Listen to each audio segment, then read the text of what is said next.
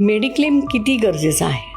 कारण बऱ्याच वेळा काय होतं की आपण मेडिक्लेम काढतो, त्याचे हप्तेही भरतो आणि त्या वर्षभरात आपण आजारीच पडत नाही. मग ते पैसे आपले गेले असे, म्हणजे सगळ्यांचं असं समजलं की ते पैसे तर वायाच गेले कारण आपल्याला काहीच झालं नाही. म्हणजे हा एक त्याच्यामागे थोडक्यात असा एक विचार असतो. मेडिक्लेम घेताना कसा घ्यावा आणि खरंच काढावा का? आता मेडिक्लेमचा प्रीमियम फुकट जातोय, असं हॉस्पिटलायझेशन नाही झालं तर प्रीमियम फुकट जाईल असं बऱ्याच जणांना वाटतं. पण जस्ट विचार करा, हॉस्पिटलायझेशनची वेळ आली आणि माझ्याकडे पैसेच नाही आहेत तर आपल्याला कोणाकोणासमोर हात पसरावे लागतील, कारण आपल्याला बिल तर भरायचंच आहे.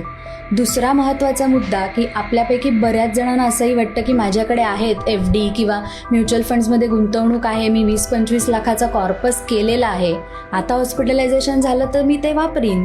पण मला सांगा, आज तुम्ही 4 ते 5 वर्ष मेहनत करून हा जो काही कॉर्पस जमा केलाय, एका हॉस्पिटलायझेशनमध्ये 20 लाख गेले तर मग आपण किती वर्ष फायनान्शियली मागे जातोय, केवढं मोठं संकट आपल्यावर फायनान्शियली येऊ शकतं ह्याचा विचार करा. मग हे कसं ट्रीट करा माहिती आहे की कार घेतो, कार अपग्रेड करतो तरी प्रीमियम भरतोच, इन्शुरन्स पॉलिसी काढतोच, आपल्याला प्रत्येकाला माहिती आहे तो प्रीमियम फुकट जाणार आहे पण आपण ती काढतोच. तसंच आपल्याला आपला मेडिक्लेमसुद्धा ट्रीट करायचा आहे की प्रीमियम फुकट जाऊ दे पण वेळ आली तर आपले सगळे सेव्हिंग्ज इंटॅक्ट राहू शकतील त्या मेडिक्लेममुळे.